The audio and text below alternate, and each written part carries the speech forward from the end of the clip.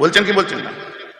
আর আমেরিকায় চলে যান, গরুর পিঠে হাত দিলে, কমান ডার্লিং, কমান কমান ডার্লিং, কমান, গুড গার্ল, গুড গার্ল, গাই গরু হলে। গরুও শ্বশুর করে যাচ্ছে, তো গরু ইংরেজি বোঝে, মানে বিশাল প্রফেসর।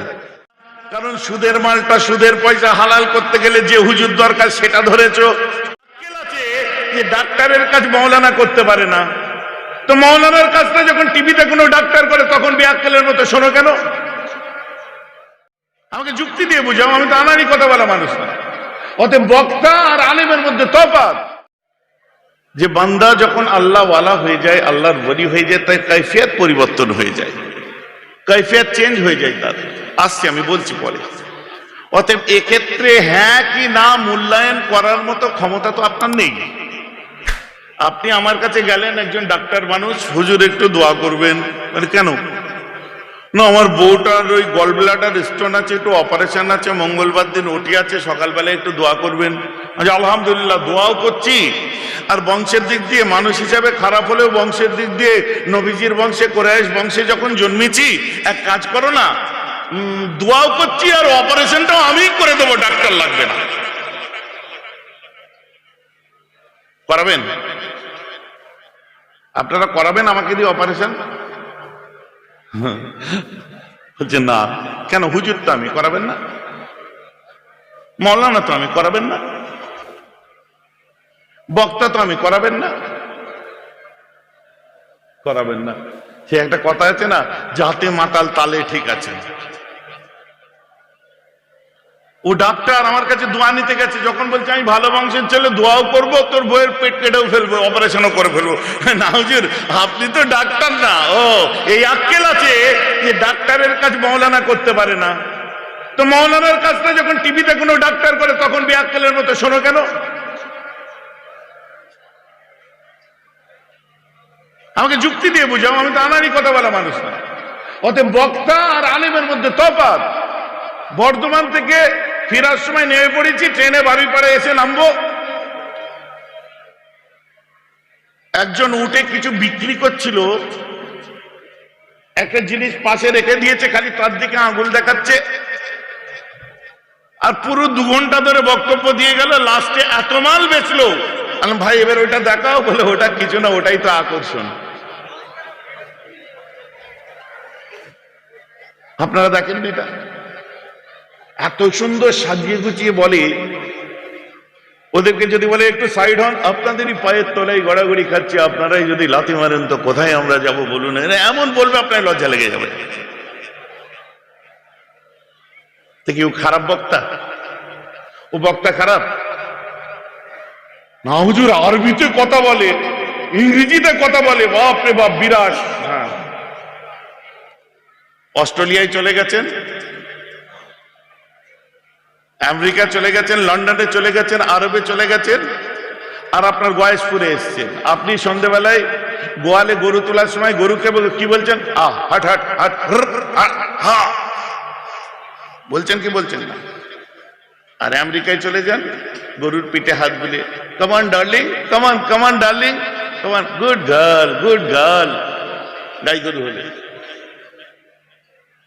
গরুও শ্বশুর করে যাচ্ছে, তো গরু ইংরেজি বোঝে, মানে বিশাল প্রফেসর। আরবে যখন গরু তোলে, বাকার বাপরে, রুহ রুহ করছে, তাল তাল, বাপরে আরবি বুঝা, গরুও শ্বশুর করে যাচ্ছে। গরু আরবি বুঝে, মানে বিশাল আলেম। এই সমস্ত ইটস ম্যাটার অফ রেডিকুলাস। বক্তার কাছে ওয়ার বক্তব্য শুনুন, নিজেকে এন্টারটেইন করুন, নবী কাহিনী শুনুন, ওলিদের কথা শুনুন, ইমানটা তাজা হবে। কিন্তু আকীদা শিখতে গেলে আপনাকে আলেমের কাছে যেতে হবে। এই কথাটা ঠিক বলছি না ভুল বলছি? আকীদা ইতিকাদ শিখতে গেলে আপনি আলেমের কাছে যেতে হবে। সামান্য আপনি লক্ষ্য করুন, আপনি গ্রাজুয়েট, আপনি মাস্টার্স করেছেন, কি বলে আমি হিস্ট্রিতে মাস্টার্স করেছি, ওকে আপনি কি আমি প্লেন গ্রাজুয়েট, আর্টসে করেছি, আর্টসের ছাত্র। আচ্ছা, সায়েন্স বলে কোনো সাবজেক্ট আছে না? হ্যাঁ, আমাদেরই সায়েন্সেও গ্রাজুয়েট হয়ে যায়, সেটাকে বিএসসি বলা হয়। আচ্ছা, কমার্স বলে কোনো সাবজেক্ট, হ্যাঁ ওটাকে বিকম বলে, তো ওটা তুমি একটু পড়াও না। হুজুর আমি আর্টসের সাবজেক্ট, আর্টসের ছাত্র। তো ও আর্টসের ছাত্র কমার্স পড়াতে পারবে না, কমার্সের ছাত্র সায়েন্স পড়াতে পারবে না, তুমি কোন আক্কেলে এসে কোরআন হাদিস পড়াচ্ছ? দুজনেই জেনারেল লাইনের ছাত্র। ওলিদেরকে চিনতে গেলে, বুঝতে গেলে আপনাকে আলেমের কাছে বসতে হবে। আসুন, যেটা বলছিলাম, আস্তে আস্তে এগোনো যাক। আমার মুসলমান, ওখান থেকে ধরুন, আল্লাহ তাআলা কোরআন পাকের মধ্যে বলছে, আমি পৃথিবীর মধ্যে সব থেকে মর্যাদাবান কাদেরকে করেছি? মানুষকে করেছি। আমাদের মর্যাদা আছে না নেই? একটু করে একটু বলুন। হ্যাঁ, আছে না নেই? আল্লাহ আমাদের মর্যাদা দিয়েছে এবং সাথে সাথে আমাদের নফস দিয়েছেন। নফসের তাড়নায় আমরা অনেক গুনাহ করে ফেলি। এখন আল্লাহ বলছে, ভালো কাজ করলে ফলটাও ভালো পাবি, আর খারাপ কাজের হিসাবটাও আমাকে দিতে হবে, তার ফলটা খারাপ পাবি। এখন আপনি বলুন, আমি সিনেমা দেখেছি, আল্লাহকে কি বলবো? আল্লাহ জান্নাতে দাও। আমি গান শুনি, আল্লাহ জান্নাতে দাও। আমি ওহিয়াত কাজ করি, আল্লাহ জান্নাতে দাও। আমি বেকায়দা চলাফেরা করি, জান্নাতে দাও। না না, আল্লাহ রাসূল কিতাবুল ঈমান খুলে দেখুন, বুখারী শরীফের হাদিস। আমার রাসূল বলছেন, হযরতে উবাদা বিন সামিত তিনি বর্ণনা করছেন, ইনি বদরের যুদ্ধের একজন শহীদ ছিলেন। বুখারী শরীফের আবার ওদের লিখা কিতাবের 18 নম্বর হাদিস খুলে দেখবেন। বুখারী শরীফ আলে হাদিসরাও তো লিখেছে নাকি, নিজের মতো অর্থ করে দিয়েছে। আরবি ঠিক আছে, কিন্তু অর্থ চেঞ্জ। আর দেখা যায়, দেখো বুখারীর হাদিস এই বাংলা থেকে দিচ্ছে। আমার এটা রেকর্ডিং আসছে, দেখে নেবেন পরে। বুখারী শরীফ কিতাবুল ঈমান খুলে দেখুন, আন উবাদা বিন সামিত, আন উবাদা ইবনে সামিত قال شهيد كان شهيد بدر وهو أحد النقباء ليلة العقبة أن رسول الله صلى الله تعالى عليه وسلم بايعني على أن لا تشركوا بالله شيئا ولا تسرقوا ولا تزنوا ولا تقتلوا أولادكم ولا تأتوا ببهتان تفترونه بين أيديكم وأرجلكم ولا تعصوا في معروف إلى آخر الحديث। অনেক বড় হাদিস, বুঝলেন কি বলছে? আল্লাহ রাসূল বলছে, এই আমার সাহাবারা, বায়উনি, তোমরা আমার কাছে বায়াত হও, আলা আল্লাহ তুশরিকু বিল্লাহি শাইআ, তোমরা আমার কাছে অঙ্গীকারবদ্ধ হও, বায়াত হও, কোনোদিন চুরি করবে না। আলা আল্লাহ তুশরিকু বিল্লাহি শাইআ, আল্লাহর সাথে কারো শরীক করবে না। ওয়ালা তাসরাকু, চুরি করবে না। ওয়ালা তাজনু, জিনা করবে না।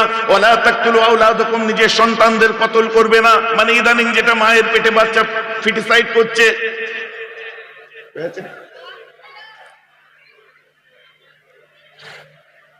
ওয়ালা তাতু বিবুহতানিন তাফতারুনাহু বাইনা আইদিকুম ওয়া আরজুলাকুম, মানুষের পিঠ পিছে কোন রকমের গীবত তোমরা করবে না। ওয়ালা তাসাউ ফি মারুফিন, ভালো কাজ কেউ করলে তার কোনদিন বদনাম করবে না।